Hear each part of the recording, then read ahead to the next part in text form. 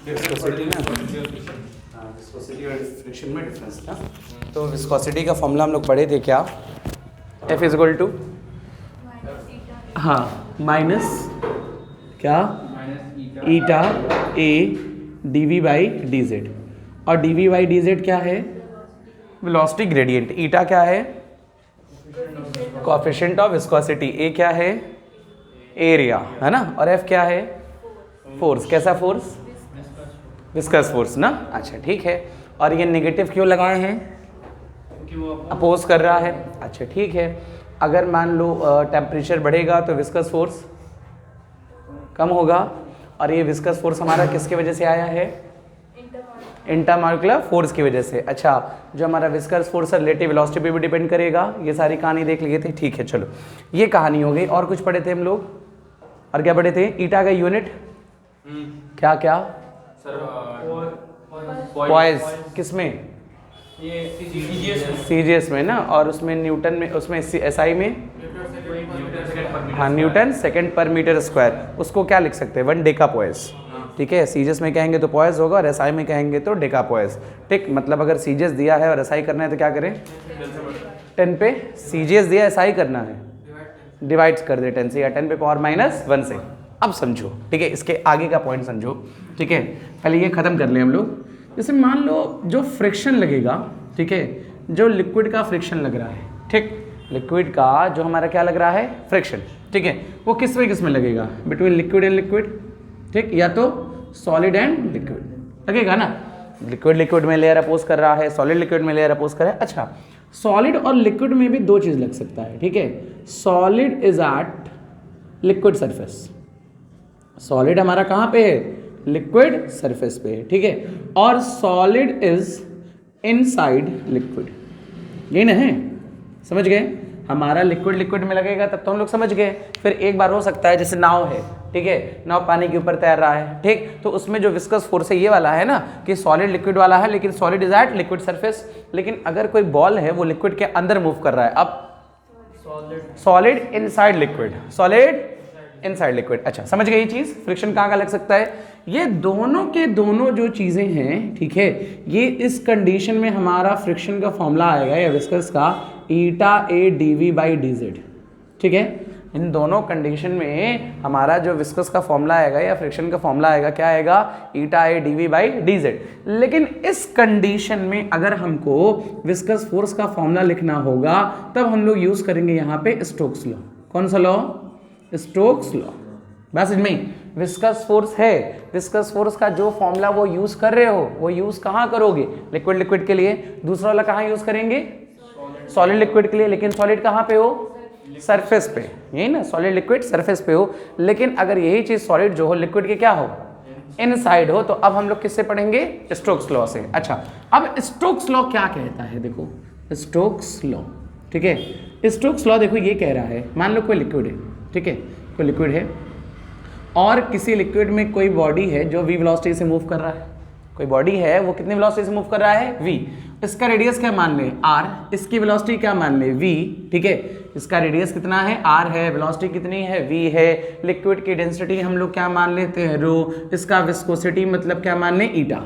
बस इसमें अच्छा ईटा क्या है, कोएफिशिएंट ऑफ विस्कोसिटी। अगर ये ज्यादा तो विस्कस फोर्स भी, सॉलिड वाटर और ऑयल में किसका ज्यादा, ऑयल का, जितना ये ज्यादा फ्लो उतना ही कम ना, ठीक, अगर ये कम तो इजिली फ्लो करेगा, ये ज्यादा तो कम फ्लो करेगा। अच्छा, तो इसमें जो भी लगने वाला फोर्स होता है विस्कस फोर्स ना, डायरेक्टली प्रोपोर्शनल टू ईटा, ठीक, जो विस्कस फोर्स होगा स्टोक्स लॉ के अकॉर्डिंग, जो लगने वाला हमारा विस्कस फोर्स है डायरेक्टली प्रोपोर्शनल टू ईटा। अच्छा, फिर और डायरेक्टली प्रोपोर्शनल टू आर और डायरेक्टली प्रोपोर्शनल टू वी। बस इसमें ही जो भी लगने वाला हमारा विस्कस फोर्स है किस पे डिपेंड किया, ईटा पे, आर पे और वी पे, जहां पे ईटा क्या है कोएफिशिएंट ऑफ विस्कोसिटी, आर क्या है radius, V is the velocity. सबको कंबाइन कर लेंगे ना तो क्या मिलेगा, F proportional to eta R V, और प्रोपोर्शनल लगा दे तो 6 पाई ईटा आर इंटू कितना वी आ गया। ये हमारा विस्कस फोर्स का फॉर्मूला है, किस लॉ से आया, स्टोक्स लॉ से, 6 pi eta R into we, जहां पे ईटा क्या है कोएफिशिएंट ऑफ विस्कोसिटी, आर क्या है रेडियस, वी क्या है वेलोसिटी, समझ गए। तो ये वाला फॉर्मूला कब लगाएंगे, जब लिक्विड कहाँ मूव, जब सॉलिड कहाँ मूव कर रहा हो और सरफेस पे मूव करेगा तो eta A D V by D Z, ये समझ गए कहाँ यूज करना है, ये समझ गए, ठीक। अच्छा, इसका लिमिटेशन है, ठीक है, इसका हमारा लिमिटेशन है, ठीक है, लिमिटेशन ये है for small radius R, small radius R, ठीक। ये स्टोक्स लॉ तभी हमारा वैलिड है जब आर की वैल्यू क्या हो, छोटी, छोटे बॉल के लिए, फुटबॉल के लिए नहीं है, समझ आया, बड़े रेडियस के लिए वैलिड नहीं होगा, ठीक। दूसरा लिमिटेशन ये है कि ये जो वेलोसिटी होनी चाहिए क्रिटिकल वेलोसिटी से कम होनी चाहिए, बस में जो भी हमारी वेलोसिटी होनी चाहिए वो वेलोसिटी क्या होनी चाहिए, क्रिटिकल से कम। क्रिटिकल वेलोसिटी क्या, जिसके बाद वो टर्बुलेंट हो जाए, वो मैक्सिमम वेलोसिटी जहां तक मोशन क्या हो, स्ट्रीमलाइंड हो, यही ना, उसके बाद मोशन क्या हो जाए, टर्बुलेंट। मतलब ये क्या है, ये कौन से मोशन का है, ये भी लिख सकते हैं ना कि motion of fluid is streamline, motion of fluid is streamline, समझ गए, ठीक है, स्ट्रीमलाइन, समझे ना। तो हमारा लिमिटेशन है कि आर क्या हो, छोटा, उसके साथ स्ट्रीमलाइन मोशन हो, और क्या, क्रिटिकल वेलोसिटी, जो वेलोसिटी होनी चाहिए क्रिटिकल वेलोसिटी से भी कम, समझे। ये हमारा कौन सा लॉ है, स्टोक्स लॉ। अब जैसे मान लो इसी से क्वेश्चन कर लें, ठीक है, जैसे कहा सपोज दैट मान लो हमको रेडियस पता हो, ईटा पता हो, वी पता हो, तो हम लोग फोर्स निकाल सकते हैं ना। ऐसे कह दे, मान लीजिए ऐसे, ठीक है, ऐसे कह दे, ठीक। अगर कोई हमारा बॉल है, ठीक है, जिसकी वेलोसिटी मान लीजिए हमारा v है या v नॉट है, कितना है, v नॉट, ठीक। इसका रेडियस क्या मान लेते हैं, r, रेडियस क्या मान लिया, r, ठीक। और इसकी कोएफिशिएंट ऑफ विस्कोसिटी ईटा है, डेंसिटी हमारा रो, या डेंसिटी की जरूरत नहीं है, ठीक है, और क्या मान ले, इसमें भी डेंसिटी की जरूरत नहीं थी, ठीक है, ईटा है, r है, v नॉट है, ठीक। अभी v नॉट से चल रहा है, हाँ, मान लो इसका मास कितना है, m, ठीक। अब अभी इनिशियल वेलोसिटी जो है वो कितनी है, v नॉट। अगर इनिशियल वेलोसिटी v नॉट है तो ये जो हमारा विस्कस फोर्स है इसको क्या करेगा, अपोज करेगा। इसको माइनस भी लिख सकते हैं ना, माइनस क्यों लिख सकते हैं, अपोजिंग फोर्स से रेजिस्ट कर रहा है, ठीक है। अच्छा, माइनस लिख सकते हैं, रेजिस्ट कर रहा है, ये सारी चीजें हैं, तो उसकी वेलोसिटी कॉन्टिन्यूअसली क्या होगी, कम होगी। अगर उसकी वेलोसिटी कम होगी और हम उससे पूछे एक्सेलरेशन कितना, निकाल लोगे ना, अरे बहुत इजी है, एक्सेलरेशन कैसे निकालेंगे, F is equal to 6 pi eta r into V not, है ना, और फोर्स की जगह m इंटू ए, फोर्स की जगह तो a की जगह 6 pi eta r we not upon कितना, m, नहीं आ गया। ये एक्सेलरेशन है या रिटार्डेशन, रिटार्डेशन, क्योंकि कॉन्टिन्यूअसली वेलोसिटी क्या हो रही है, कम। इसी में कहा कैलकुलेट टाइम या calculate distance in which ball stops, ठीक है, कितना टाइम हम लगाए, ठीक है, कितने टाइम में या कितने डिस्टेंस चलने के बाद, जैसे बॉल को ये एक्सेलरेशन जो है क्या कर रहा है, इसको अपोज कर रहा है, अपोज करते करते इसकी वेलोसिटी क्या होगी, कम होगी, तो कह रहा है कितने डिस्टेंस के बाद ये बॉल क्या हो जाएगा, रुक जाएगा। तो क्या कर लें, ए की वैल्यू, इनको तो बहुत मार मारेंगे, एक्सेलरेशन की जगह -6 pi eta r v not by m, initial velocity, final velocity 0 आया। अब हमको क्या निकालना है, डिस्टेंस निकालना है ना, क्या करें, v square is equal to u square plus 2s, but ये गलत है, यहां नहीं होगा। क्यों नहीं होगा, हाँ, इस इक्वेशन तभी लगाएंगे जब एक्सेलरेशन क्या हो, कांस्टेंट हो। इसमें धीरे धीरे ये देखो, ये एक्सेलरेशन आया v नॉट वेलोसिटी पे, ये जो एक्सेलरेशन आया कितने वेलोसिटी पे, v नॉट पे, मतलब जैसे जैसे वो चलेगा वैसे उसकी वेलोसिटी, तो एक्सेलरेशन भी चेंज होगा ना, ये सारी चीजें बदल रही है ना। तो एक्सेलरेशन मान लीजिए, ये समझ गए ना, किसी v वेलोसिटी के लिए एक्सेलरेशन कितना है, a है, किसी v वेलोसिटी के लिए एक्सेलरेशन क्या है, a है। एक्सेलरेशन कांस्टेंट है या वेरिएबल, तो एक्सेलरेशन का फॉर्मूला क्या यूज करें, v इज, अरे a is equal to dv by dt होता है, यही ना, और एक और होता है v dv बाई dx, ये तो होता है। तो एक्सेलरेशन का क्या लिख सकते हैं, acceleration is equal to v dv by dx लिख सकते हैं ना। ये समझ रहे हो मेरी बात कैसे लिख रहे हैं, ये क्यों यूज कर रहे हैं, समझ गए, क्योंकि एक्सेलरेशन कांस्टेंट नहीं है। अच्छा, एक्सलेशन की जगह हम लोग लिख लें -6 pi eta R V upon, या ये ना अपॉन एम इज इक्वल कितना वी डी वी अपॉन कितना डी एक्स। वी से वी क्या हो गया कैंसिल, तो ऐसे लिखेंगे क्या D X minus is equal कितना M 6 pi eta R into कितना डी वी। इंटीग्रेशन कर लें कि नहीं कर लें। और इनिशियली डिस्प्लेसमेंट कितना था, अरे 0, बाद में s कुछ चला होगा, और इनिशियल वेलोसिटी और फाइनल वेलोसिटी, तो ये इसका इंटीग्रेशन s माइनस एस ना, और क्या ये m 6 पाई ईटा आर इसका v, और v की जगह 0 माइनस वी नॉट, तो माइनस वी नॉट ना, तो माइनस से माइनस तो वी नॉट आ गया। इतना डिस्टेंस चलेगा, ठीक है। स्टॉप होने से पहले क्या करेगा, इतना डिस्टेंस चलेगा। समझ गए ना। ये क्वेश्चन और कहा होता, हम चाहते हैं इस पे एक्सलेशन ना लगे, कोई रेजिस्ट ना करे, कितना हम फोर्स लगाएं, जितना ये लगा रहा है, जितना ये, जैसे बोट चल रही है, बोट में जैसे मान लो अगर ये बोट वाला क्वेश्चन कह दिया तो इसके ऊपर बोट चल रहा है ना, ठीक। अब बोट को ये लिक्विड क्या करेगा, अपोज करेगा। अरे देखो नाव चला के छोड़ दो, स्पीड में आओ तो नाव क्या चलती रहती है, थोड़ी देर बाद क्या हो जाएगा, रुक जाएगा, थोड़ी देर बाद क्या होगा, रुकेगा। हम लोग स्पीड कर रहे हैं, मोटर चल रहा है उसका, ठीक है। तो स्पीड देंगे तो मोटर क्या, जब मोटर हम ऑफ कर देंगे, जो भी स्टीमर होगा, तो थोड़ी देर बाद चलने के बाद क्या हो जाता है, रुक जाएगा। वहां पे कौन रोक रहा है, विस्कस फोर्स रोक रहा है। तो हम पूछ दें कि इस नाव को हम चाहते नहीं है कोई विस्कस फोर्स लगे, कोई अपोज ना करे, तो हम कितना फोर्स लगाए, जितना ये लगा रहा है, क्योंकि ये किस पे है, सरफेस पे। इसमें पूछ देते कितना हम लगाएं, तो जितना ये लगा रहा है, समझे। ये कहां पे लगेगा, F is equal to eta D V by D Z, surface पे होगा सॉलिड, और ये इनसाइड होगा। समझ गए, लिख लो जो लिखना है, कहो। हम तो बार बार कहते हैं, पहले हमको पढ़ा लेने दो।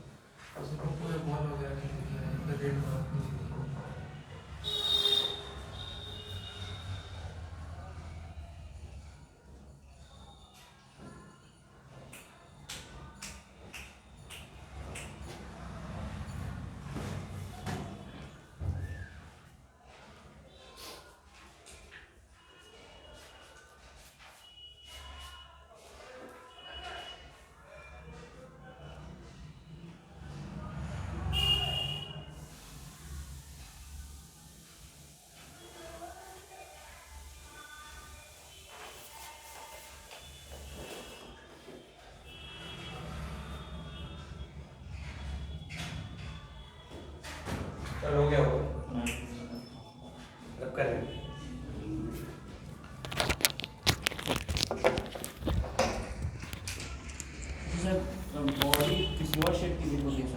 नहीं, ये भी है कि स्टोक्स लॉ तभी वैलिड है, ठीक है, फॉर स्फेरिकल शेप। ये भी है फॉर स्फेरिकल शेप। तुम कह रहे हो क्यूब डाल दे, क्यूब का रेडियस। हाँ, नहीं, स्टोक्स लॉ के लिए कंडीशंस हैं।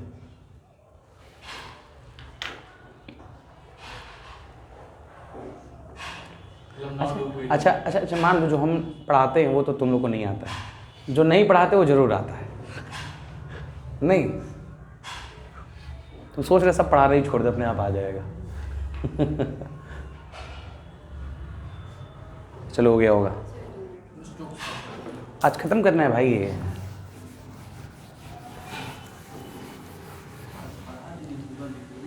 खत्म कर देंगे आज, हाँ?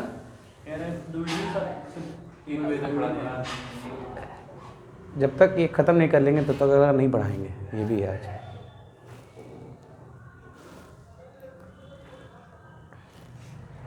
भले किसी का कहीं जाना हो तो भी। क्यों? अरे 4 बजे, 4:30, 4, 4:30। हाँ क्या हुआ, नहीं जाना है? चलो स्टोक्स लॉ भी लिख लियोगे अब।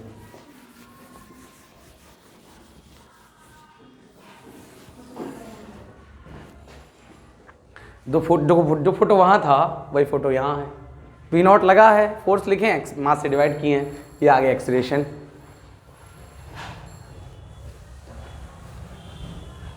आया ना एक्सीलरेशन?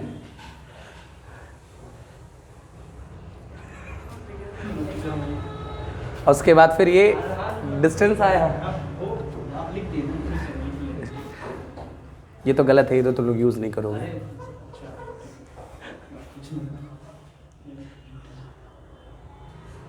क्या है? Calculate distance in ball stop, है ना? है एक्सेलेरेशन तुमको पता है, इनिशियल v नॉट है, फाइनल 0, है ना? होगा, लिख लो, 2 लाइन और लिख लो। 100 बार क्या अपने से अच्छा अच्छा लिखते समय देख भी नहीं जो भी नोट हो जाए।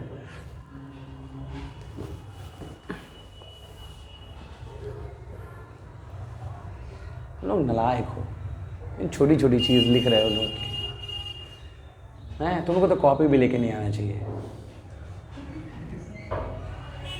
पढ़िए, घर जाइए, खुद से सब एकदम स्कैन। रिपोर्टर बन जाएंगे सर, यही पर टेप, ऑडियो वाला टेप ऑन करके रखेंगे। उसका व्यवस्था हम ऑलरेडी कर चुके हैं। तुम खाली ऑडियो ऑन करोगे, हम वीडियो तक ऑन कर दी। चलो तो ये भी हो गया, ये तो हो ही गया होगा, बाकी तो इंटीग्रेशन है। ठीक, सुनो नेक्स्ट लिखो, terminal velocity. Terminal velocity, terminal velocity. ठीक, अब ध्यान से ये बात समझना है, ठीक है? टर्मिनल वेलोसिटी से रिलेटेड जो भी टॉपिक है सब पूरा बता दे रहे, क्वेश्चन वैल्यू रख के लगा लेना, ठीक है? मान लो हमारे पास कोई लिक्विड है, ठीक है ना? अब हमारे पास अगर कोई लिक्विड है, इस लिक्विड में कोई हम बॉल यहाँ से गिरा रहे हैं, गिरा रहे हैं ना? ठीक, बहुत सिंपल बात, ठीक है? पहले समझ लो, ठीक है? अगर किसी चीज़ को हम यहाँ से ऐसे छोड़ दें तो इसकी इनिशियल वेलोसिटी, और छोड़े, अब वेलोसिटी बढ़ रही है, वेलोसिटी बढ़ रही है, और कितना इस समय एक्सेलरेशन है? कौन सा एक्सेलरेशन? जी। कौन सा एक्सेलरेशन? जी। अब यही चीज़ हम बॉडी को अगर लिक्विड में गिरा दें तब क्या होगा? जी से नीचे आएगा और स्टोक्स लॉ लगेगा और करंट फोर्स तो उससे क्या होगा? उससे वेलोसिटी क्या होगी? कम होते होते ऐसे वैल्यू पे पहुंच जाएगी जो चेंज नहीं होगी, उससे नीचे। क्या होगी? 0। क्या वेलोसिटी? मतलब हम लोहा डाल दें इसमें, जाते जाते लोहा लटक जाएगा बॉटम पे, वो तो ही नहीं होता तब भी 0 होती। लिक्विड फालतू आदमी है। हाँ यार, कह रही गिर गया, ये आते लटक गया, काटी डाले बीच में तैर रहा है, ये गजब। हाँ, डेंसिटी तो फालतू आदमी, सब फालतू हम लोग गलत पढ़ते का। ऊपर आए, अगर एयर में गिरेगा तो इसमें मोशन एक्सेलरेटेड होगा, लिक्विड में गिरेगा तो भी एक्सेलरेटेड ही होगा। समझ में आया? अगर हमारा एयर में गिर रहा है तो उस समय इसका मोशन कैसा है? एक्सेलरेटेड। लिक्विड में गिर रहा है तो भी क्या है? एक्सेलरेटेड। लेकिन लिक्विड में जैसे, सुनो पहले पूरी कहानी सुनो, ठीक है? एयर में गिर रहा है तो इनिशियल वेलोसिटी कितनी है? 0। अब नीचे गिर रहा है तो velocity, acceleration constant, acceleration constant. Ball गिरा दें तो ग्रेविटी ना, जी तो कांस्टेंट होता है ना, तो वेलोसिटी बढ़ रही है, लेकिन जी एक्सेलरेशन कांस्टेंट है। यहाँ तक तो ठीक है। अब जैसे जैसे नीचे जा रहे हैं बॉल की वेलोसिटी बढ़ रही है। अरे हवा में चाहे इसमें गिराव बढ़ती ही है, ये थोड़े जैसे जैसे नीचे जाएगा उसकी वेलोसिटी क्या हो रही है? अभी भी बढ़ रही है। और वेलोसिटी बढ़ेगी तो उस पर लगने वाला विस्कस फोर्स बढ़ेगा। अभी पढ़े हैं भाई, लिक्विड के अंदर जाता है 6π/RV, वेलोसिटी ज्यादा तो फोर्स ज्यादा। अच्छा, इस बात पे जैसे यहाँ बात करो, यहाँ पे हम बात करें तो नीचे कौन सा फोर्स लग रहा है? mg। लग रहा है ना? अगर बॉडी नीचे आ गई, ठीक, अब mg नीचे, बॉयंट फोर्स ऊपर और विस्कस फोर्स ऊपर, है ना? अच्छा, इन दोनों में ज्यादा कौन? mg, है ना? तभी mg ज्यादा था।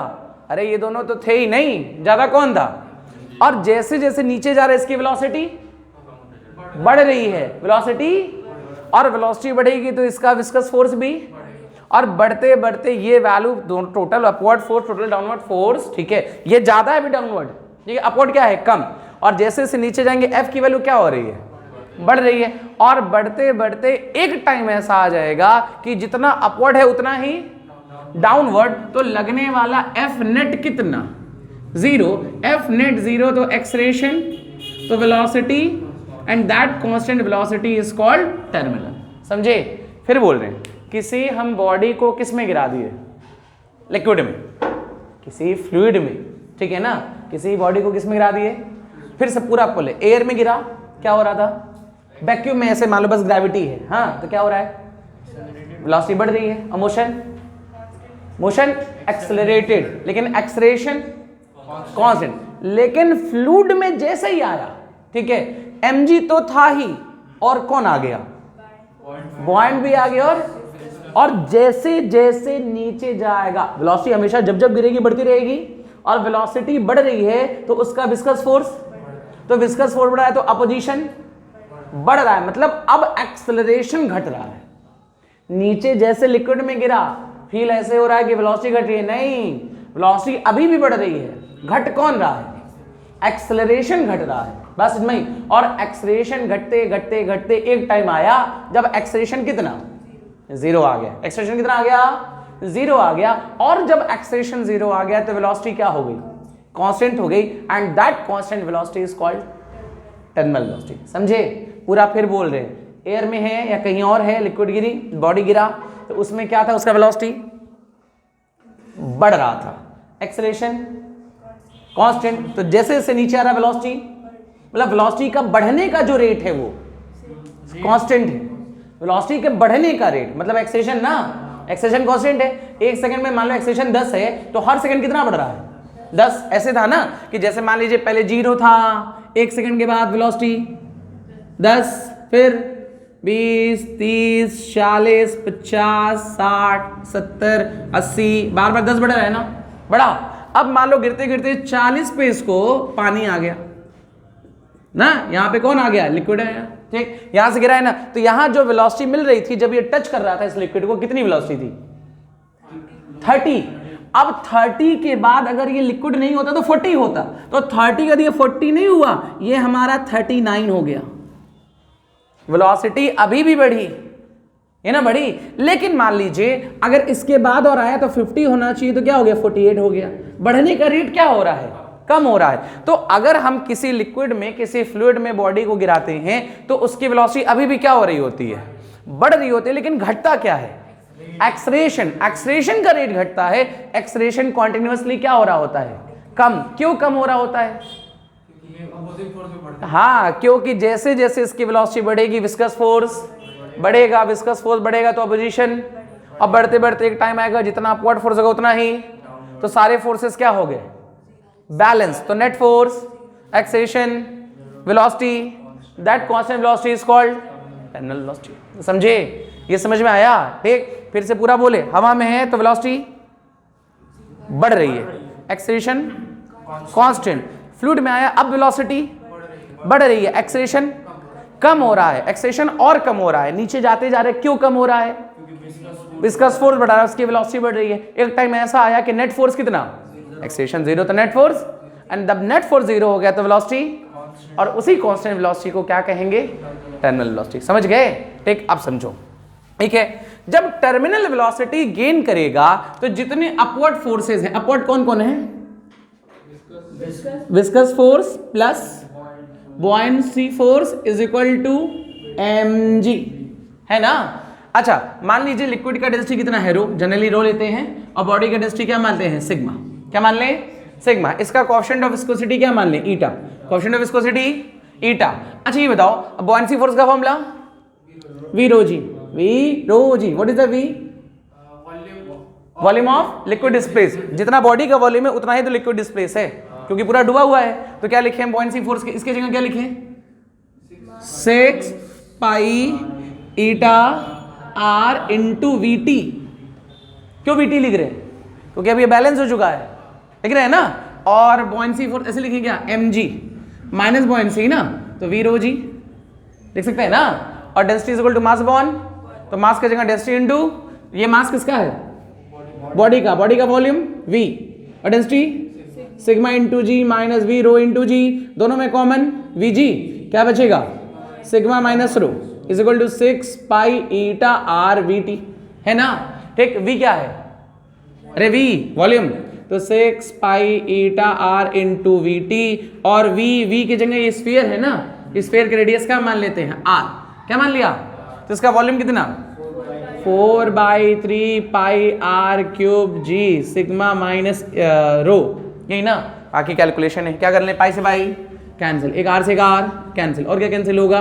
2 2 2 3, क्या बचा इधर? वी टी इज इक्वल कितना? 2 3 3 9, ऊपर गया R square upon eta sigma minus rho into G, नहीं आ गया?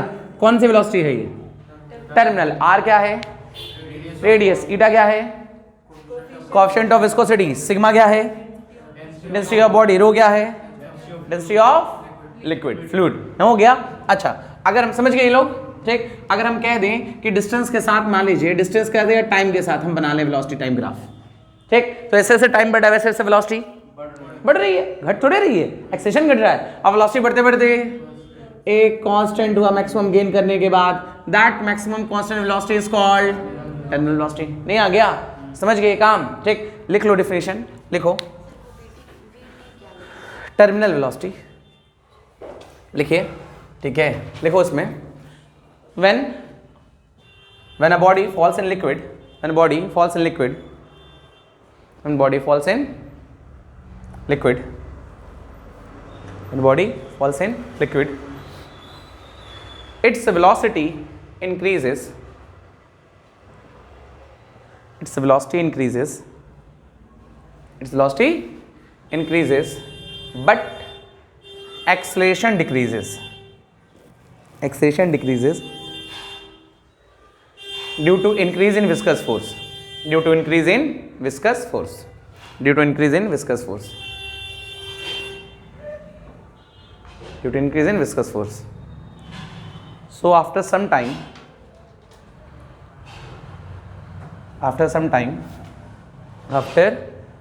acceleration becomes zero, acceleration becomes zero, and body attain कैसी? Constant and maximum, body attain maximum constant velocity, body attain maximum constant velocity, body attain maximum constant velocity, that maximum constant velocity is called, that maximum constant velocity is called terminal velocity. ठीक है, समझ गए? हो गया? अच्छा, terminal velocity का direction किधर है? नीचे। नीचे जा रहा है, तो वीटी का डायरेक्शन किधर? नीचे।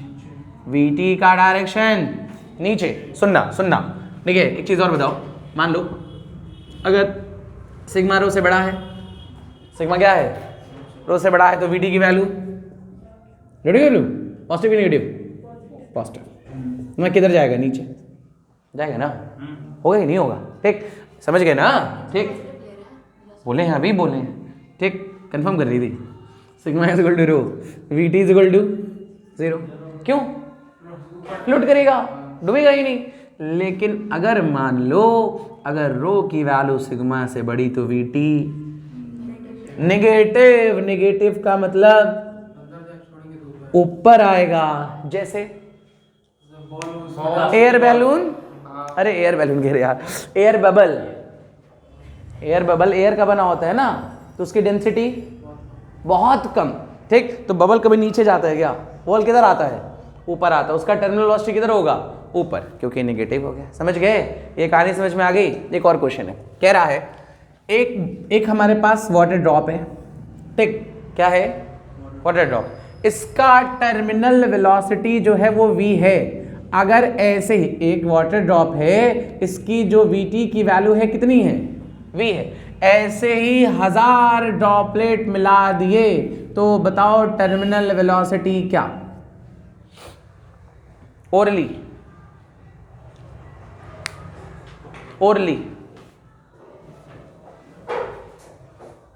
कर सकते हो। एक था पानी की बूंद थी, ठीक है, तो इसका जो टर्मिनल वेलोसिटी है कितना हैवी, ऐसा 1000 ड्रॉप मिल गए तब 100 भी। देखो अगर मान लो इसका डेंसिटी कितना है रो, अभी भी 1000 मिलेंगे तब भी, अरे तो रो और सिग्मा तो कांस्टेंट होगा, ये फॉर्मूला है ना। 1000 मिलने से क्या रो सिग्मा में फर्क पड़ेगा, नहीं। क्या जी फर्क पड़ेगा, नहीं। क्या फर्क पड़ेगा, ईटा फर्क पड़ेगा, क्या फर्क पड़ेगा, रेडियस। तो इसका रेडियस अगर r है तो इस वाले का रेडियस r n पे पावर 1/3 इंटू स्मॉल r, ये तो है। तो इसका कितना 10, अरे 1000 मतलब 10 पे पावर 3 से 3 कैंसिल तो कितना आ गया 10r। तो रेडियस कितना हो गया 10 टाइम्स। तो ये कितना हो गया 100 टाइम्स, नहीं आ गया। तो इसकी वेलोसिटी कितनी आ गई 100 भी। और नहीं सॉल्व हो गया, नहीं कह दें ऐसे 27 ड्रॉपलेट मिला दिए। अब बताओ वेलोसिटी 9r 9v, नहीं होगी इसी से सॉल्व, समझ गए। ये पूरी कहानी किसकी है, टर्मिनल वेलोसिटी की। ये फॉर्मूला कब वैलिड है, स्ट्रीमलाइंड हो, छोटा हो, बॉडी स्फेरिकल हो, तब ये वैलिड है, अदरवाइज वैलिड नहीं है। लिख लो जो लिखना है, फास्ट लिखो।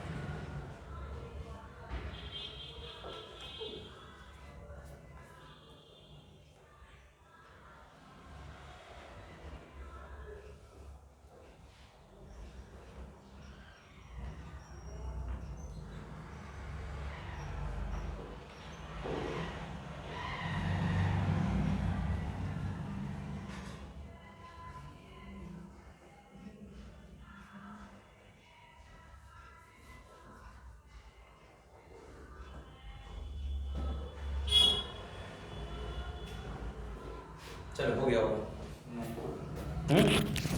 नहीं हुआ, क्या है देखो, नहीं जितना अपवर्ड उतना डाउनवर्ड। मामला तुम लोग को आता ही है, मैथ्स तुम्हारी बहुत तेज है, खत्म।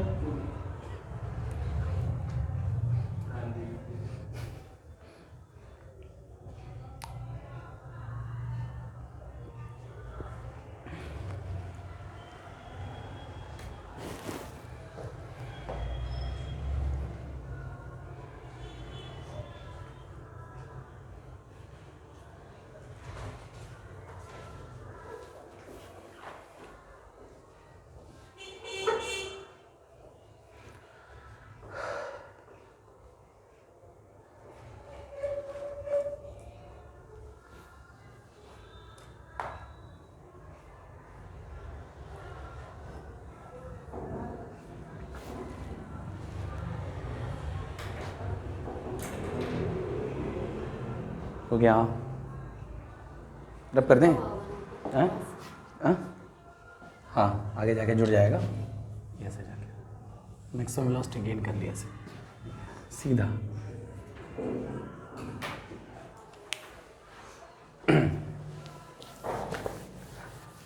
अच्छा, लिक्विड का जो फ्लो है, देखिए कितने टाइप्स के मोशन बताए थे, तीन कौन, स्ट्रीमलाइन, टर्बुलेंट और लैमिनर। स्ट्रीमलाइन में क्या आता है, वेलोसिटी पाथ सब सेम होगा, एक पोजीशन की वेलोसिटी ऑलरेडी डिफाइंड होगी, यही ना।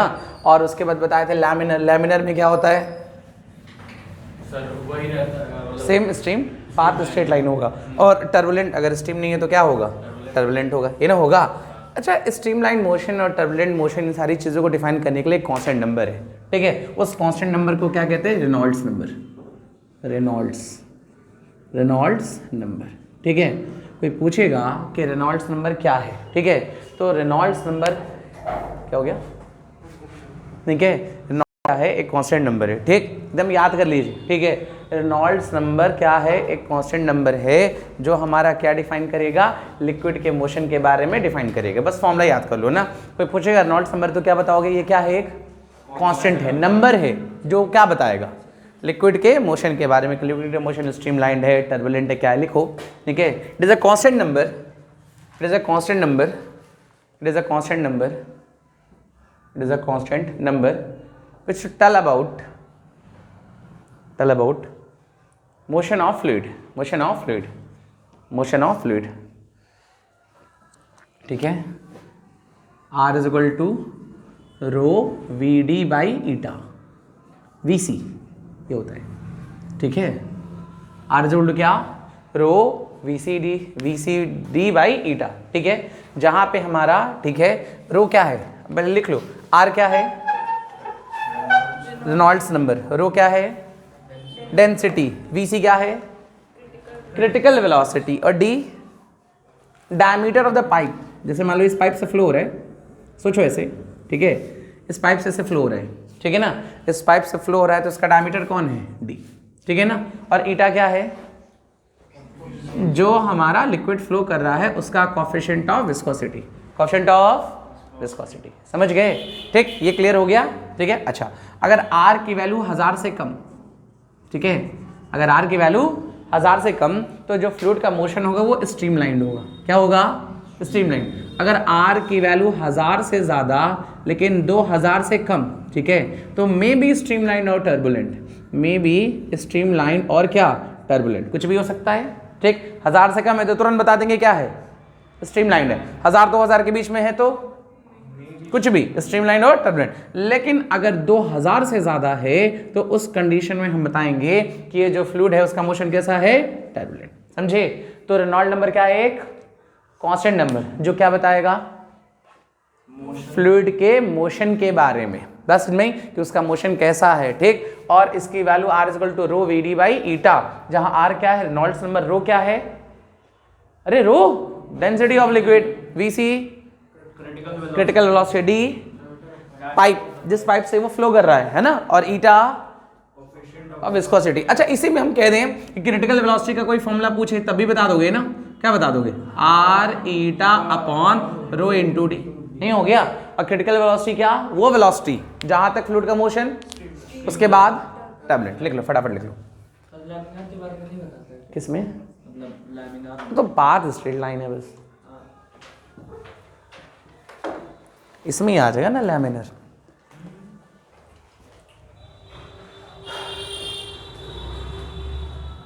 क्या हो गया,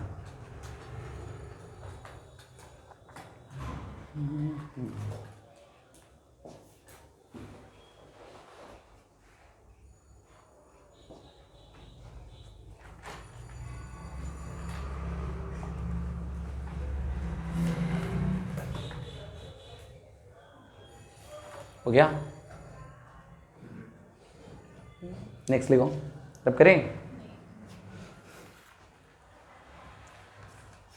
इसमें भी पता नहीं क्या लिख रहे हो, 1000 2000 ये पाइप बना रहे, मेरा गोल्ड डायमंड है, फालतू फालतू सब।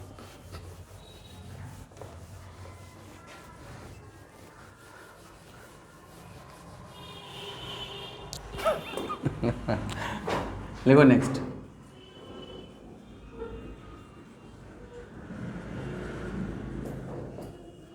देखो पॉइजलीज इक्वेशन, पॉइजलीज इक्वेशन, पॉइजलीज इक्वेशन, पॉइजलीज इक्वेशन, ठीक है, पॉइजलीज इक्वेशन, ठीक, पॉइजलीज इक्वेशन हो गया। हाँ, वो तो हमको भी नहीं आ रही, इसलिए गोज दी, ठीक है।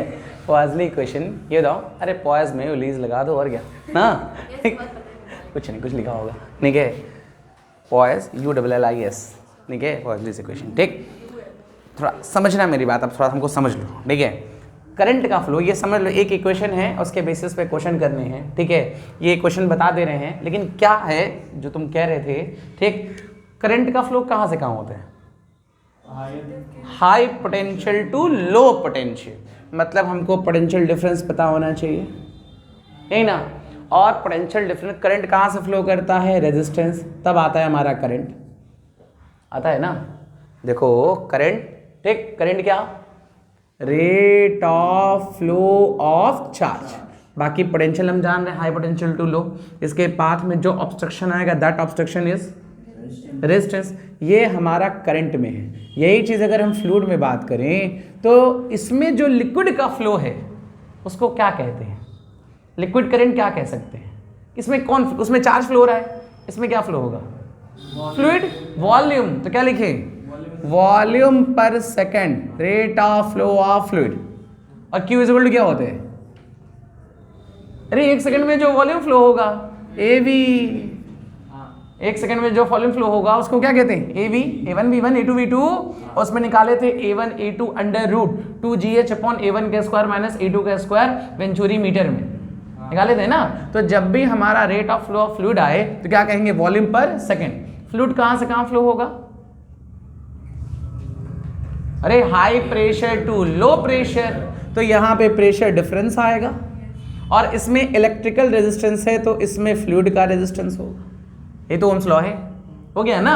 बोल दे रहे इसमें करंट तो इसमें rate of flow of fluid, इसमें पोटेंशियल डिफरेंस तो इसमें इलेक्ट्रिकल रेजिस्टेंस तो इसमें फ्लूइड रेजिस्टेंस। बाकी जो यहाँ कहे हो वही यहाँ करना है, ठीक, बस हमको R की वैल्यू बतानी है तुमको, ठीक है, जो यहाँ पढ़े हो वही यहाँ करना है। हम लोग क्या जानते हैं ओम्स लॉ से, V इक्वल टू IR, तो I equal to V by R, तो वैसे यहाँ पे लिख सकते हैं Q is equal to pressure difference upon R, ये तो होगा। अब पॉइजली ने क्या कहा, पॉइजली ने दिया rate of flow of fluid का इक्वेशन, ठीक, क्यों क्या है, rate of flow of fluid. इन्होंने कहा कि इसका जो फॉर्मूला होता है पाई पी आर पे पावर 4 अपॉन 8 ईटा एल, ये इक्वेशन याद रखना है, ठीक है। पॉइजली इक्वेशन के अकॉर्डिंग जो भी rate of flow of fluid होगा पाई पी आर पे पावर 4 अपॉन 8 ईटा एल, समझ गए। ये कौन सा इक्वेशन है, पॉइजली इक्वेशन, जहां पे हमारा ये क्यू जो है ये क्या है, rate of flow of fluid, यही ना। Rate of flow of fluid को और क्या कह सकते हैं, अरे वॉल्यूम पर सेकेंड। पी क्या है, प्रेशर डिफरेंस, पी लिखो या डेल्टा पी लिखो, बात एक ही है, पी लिखेंगे तब भी प्रेशर डिफरेंस ही होगा। आर क्या है, रेडियस, ईटा क्या है, कोएफिशिएंट ऑफ विस्कोसिटी, एल क्या है, लेंथ। मान लीजिए ये पाइप है, ठीक है, इस पाइप में हमारा एल लेंथ है और इसका रेडियस कितना है आर, तो इसमें फ्लो होने वाला जो लिक्विड होगा वो क्या होगा, पाई पी आर पे पावर 4 8 ईटा एल, समझ गए। अच्छा जरा इससे कंपेयर कर लो, ठीक है, तो इसको ऐसे लिख सकते हैं ना, ए क्यू पी, और बाकी जो बची हुई चीजें हैं नीचे भेज दें क्या, 8 eta L upon pi R पे पावर 4, यही ना। तो जो बचा है ये क्या है, आर। अगर हम फ्लूइड का रेजिस्टेंस पूछें तो 8 eta L upon pi R पे पावर 4 नहीं होगा, अरे कुछ उसी जैसा तो दिख रहा है, उसमें क्या होता था, rho L by A, rho L by, but उसमें आर स्क्वायर होता था, यहां पे आर पे पावर 4 है, ठीक, समझना। अरे ये पूरा पाई आर पे पावर 4 को नीचे बुला दिया है और इसी से कंपेयर हो गया, आर इफेक्टिव समझ गए, फ्लूइड का रेजिस्टेंस वही एकदम फॉर्मूला दिख रहा है, देखो रो ना, ठीक, एल अपॉन पाई आर पे पावर 4, ऐसे ही कुछ आ रहा है ना। अब जरा समझना, यहां उसमें जो इलेक्ट्रॉन वाला पढ़ते थे उसमें आर क्या होता था, आर का स्क्वायर होता था, लेकिन यहां पे आर का 4 है, क्यों है, सुनना मेरी बात समझ लो, ठीक है, बहुत बेसिक बात बता रहे हैं, ठीक है। अगर हम कह दें मान लो ये लिक्विड है, ये नीचे सॉलिड है, ये लिक्विड फ्लो कर रहा है, ऊपर वाला लेयर ऐसे जाएगा, नीचे वाला लेयर थोड़ा कम चलेगा, इसके नीचे वाला और कम एट लास्ट ऐसे होगा ना। ये हमारा फ्लूइड मोशन कर रहा है सॉलिड सरफेस पे, नदी बह रही है ना, नदी बह रही है ना, ये जो हमारा लिक्विड फ्लो कर रहा है किस पे, अगर यही चीज पाइप के अंदर फ्लो करे तब कैसा होगा, अगर इलेक्ट्रॉन फ्लो करता था तो ऐसे याद करो, इलेक्ट्रॉन ऐसे चलता था ना, सीधा सीधा सीधा सीधा चला था ना, इसमें कैसे होगा, अरे भाई टॉप बीच वाला लेयर को रेफरेंस मान लो, मान लिया, ये लेयर इसके ऊपर वाले को अपोज करेगा क्या, ऊपरी वाले को करेगा, नीचे नहीं करेगा क्या, करेगा ना। ये वाला लेयर इसके ऊपर वाले को ये और, फिर ये और ऊपर, फिर ये और, तो फ्लूइड का मोशन कुछ ऐसा होता है। बात समझ में ही, पैराबोला टाइप होता है, ठीक है। अगर इसमें बात करें तो ये कुछ ऐसा होता है, किसमें? लिक्विड कहाँ मोशन कर रहा है? सॉलिड सरफेस पर। और ये कहाँ पे है? पाइप के अंदर। लिक्विड का फ्लो किसके अंदर है? पाइप के अंदर। बात समझ में ही। इस तुम लोग देखे भी हो, पानी ऐसे पूरा थोड़े जाता है, फ्लो करता है तो पहले ऐसे कुछ कर्व पार्ट बनाता है, तब इसीलिए यहाँ पे थोड़ा डिफरेंट आ रहा है। बस इसमें एकदम याद रखने वाली बात। देख, करंट का रोल कौन प्ले कर रहा है? क्यू। और पोटेंशियल डिफरेंस का और इलेक्ट्रिकल रेजिस्टेंस की जगह हमारा फ्लूइड रेजिस्टेंस, और उसकी वैल्यू कितनी आ गई हमारी? 8 eta L upon pi R पे पावर 4। नहीं आ गया? इसके जगह पूरा एक ऐसे सोच रही, ये रो है ना, रो है कि नहीं, और इसमें आर स्क्वायर की जगह आर पे पावर 4। समझ गए? अच्छा, ये क्लियर हो गया सबको? देख, अगर हम कह दें कि कोई पाइप है जिसमें rate of flow of fluid जो था वो क्यू था, ऐसा क्वेश्चन पूछा हुआ भी, कोई हमारा पाइप है जिसमें rate of flow of fluid क्या है? क्यू है। अगर रेडियस हाफ हो जाए, अब क्यू है 1/16, 1/16। हम कह दे रेडियस भी हाफ, लेंथ भी हाफ है 1/8, 1/16, और ये हाफ तो ऊपर तो 1/8। अगर दोनों डबल डबल, किसका? छोड़ दो, ठीक है। अगर दोनों डबल डबल, बहुत मार मारेंगे नलायक। ये कितना? 16, ये 2, तो 2 से 16 कट गया 8 टाइम्स। यही तो है, ये सब पूछा हुआ क्वेश्चन है भाई। लेंथ आधा, ये आधा, तो बताओ क्या नहीं कर लोगे? समझ गए? ठीक। ऊपर वाला कहाँ रब करें हम? अच्छा, बस इतना पार्ट नोट करो, पहले इतना पार्ट नोट करो।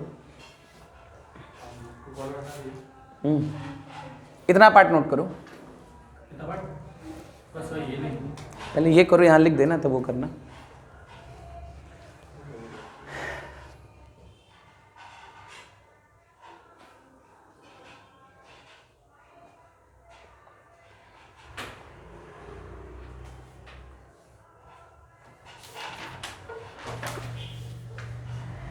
हो गया?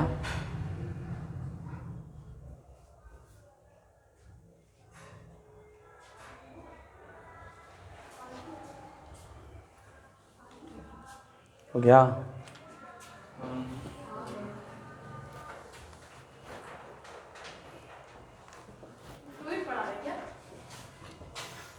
ऐसा तो हम कर जाते हैं। क्या? फ्लूइड पढ़ा रहे हैं। हाँ, कौन बताया 2 बजे?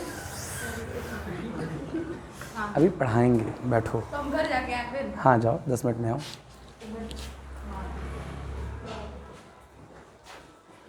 हो गया? रब करें, रब कर दे रहे इसको। एक चीज़ और देखो, हमको अब 2 पाइप लेने हैं, ठीक है। ये सब समझ गए ना कहानी? ठीक। अगर 2 पाइप, अब कौन सा कॉम्बिनेशन पढ़ लें? अरे 2 पाइप का क्या क्या कॉम्बिनेशन हो सकता है? सीरीज कॉम्बिनेशन, सीरीज ना, सीरीज कॉम्बिनेशन, वही पूरा एकदम सेम, ठीक है। सीरीज कॉम्बिनेशन में पूरा सेम। सीरीज कॉम्बिनेशन में क्या सेम होता है? करंट। सीरीज कॉम्बिनेशन में क्या सेम होता है? करंट। करंट सेम होता है तो Q = Q1 = Q2 = Q होगा, ठीक। और सीरीज कॉम्बिनेशन में करंट सेम होता है, पोटेंशियल डिफरेंट, मतलब नेट पोटेंशियल क्या निकालते हैं? अरे यार, ये रेजिस्टर R1 है, ये रेजिस्टर R2 है, हाँ, इसका V1 इसका V2, तो नेट कितना? तो इसका हमारा नेट प्रेशर पूछें तो P = P1 + P2। नहीं आ गया? और यही हम पूछ ले, मान लीजिए ऐसे कह दे कि इसका रेजिस्टेंस पूछें R इक्विवेलेंट, तो अरे R1 + R2 हो गया? नहीं हो गया? समझ गए? अगर हम ऐसे कह दे, मान लीजिए, ये समझ गए सब लोग? देख, और हम कह दे हमारे पास 2 पाइप है। क्या है? 2 पाइप है, ठीक है। इसका लेंथ जो है L है, रेडियस R है, ठीक है। इसका लेंथ कितना है? इसका रेडियस R, इसका जो लेंथ है L/2 है, रेडियस R/2 है। इसका लेंथ कितना है और रेडियस भी कितना है? तो हम पूछें, बताओ नेट हमारा Q क्या? नेट Q तो कैसे लिखें जरा बता दो। नेट Q क्या? मान लो पहले इसमें जो था इसका फ्लो था Q1, इसमें जो लिक्विड का फ्लो था Q2। अब क्या? हाँ, R इक्विवेलेंट = अरे R1 + R2 होगा ना, ठीक। तो इसमें हम वैल्यू क्या रख सकते हैं? R इक्विवेलेंट की जगह, R इक्विवेलेंट की जगह क्या रख सकते हैं? बैठो, ठीक है, अरे अभी पढ़े थे ना, क्या लिखे थे, v equal to I R, ठीक, तो I equal to V by R, और v की जगह कितना q अपॉन कितना r, सॉरी p अपॉन कितना r। मान लो इसमें प्रेशर से पता हो तो दोनों वैल्यू रख के इसमें ऐड नहीं कर दोगे, ऐड कर दोगे क्या निकल जाएगा, टोटल q।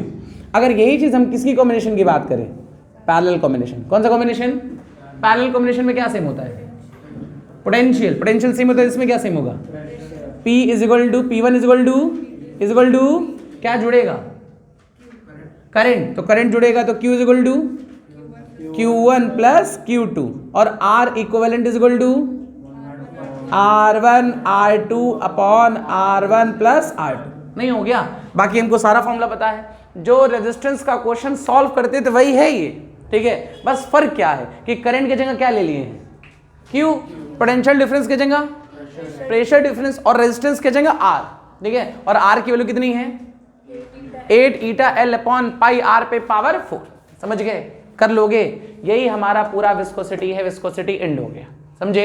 एक क्वेश्चन था वो थोड़ा हमें बता दो आंसर, कह रहा है, ठीक है, कि हमारे पास यू शेप का ट्यूब है, ठीक है, इसमें 3 है, ऐसे कुछ बहुत सिंपल आंसर है, ऐसे कह रहा है, ऐसे कहा, ठीक है ना, इसमें लिक्विड का जो लेवल है वो सेम है, तीनों में लिक्विड जो है कितने लेवल पे है, सेम लेवल पे, कैसे लेवल पे, सेम लेवल पे, है ना, समझ गए क्वेश्चन, ठीक, ये अभी समझे ना कि हमारे हैं 3, हाँ ठीक, ट्रिपल हैं।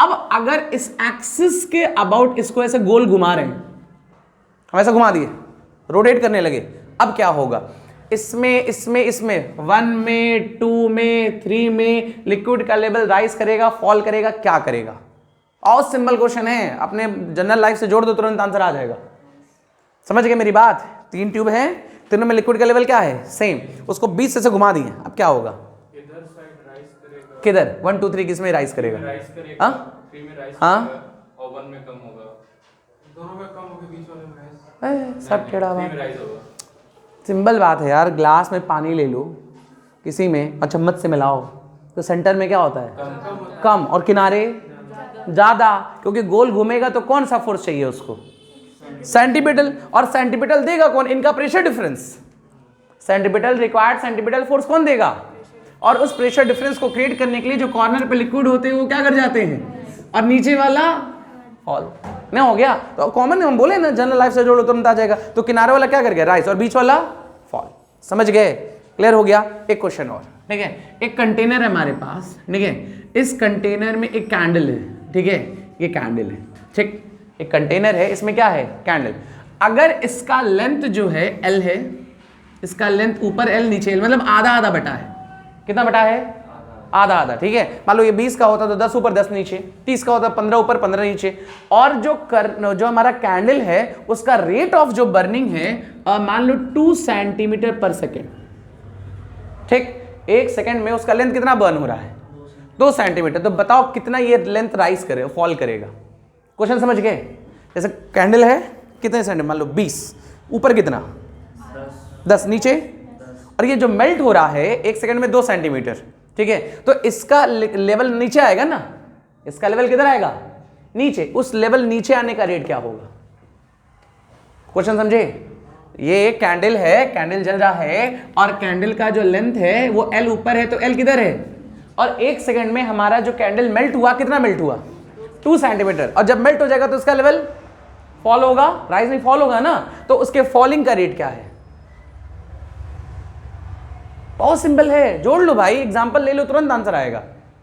अरे यार पहले ऊपर कितना था, मान लो 20 का है, 10 ऊपर और 10 नीचे, कैंडल का लेंथ कितना 20, 10 ऊपर 10, और 1 सेकंड के बाद कैंडल का लेंथ 18, 1 सेकंड के बाद तो ऊपर कितना 9, तो 9, तो कितना कम हुआ 1 सेकंड, है ना, 1 सेंटीमीटर, जो लिक्विड फॉल कर रहा है इसका लेवल फॉल कर रहा है हर सेकंड में कितना सेंटीमीटर, 1 सेंटीमीटर, समझ गए, कर लोगे ऐसे क्वेश्चन, लिख लो, कर लो, इजी नहीं है सर।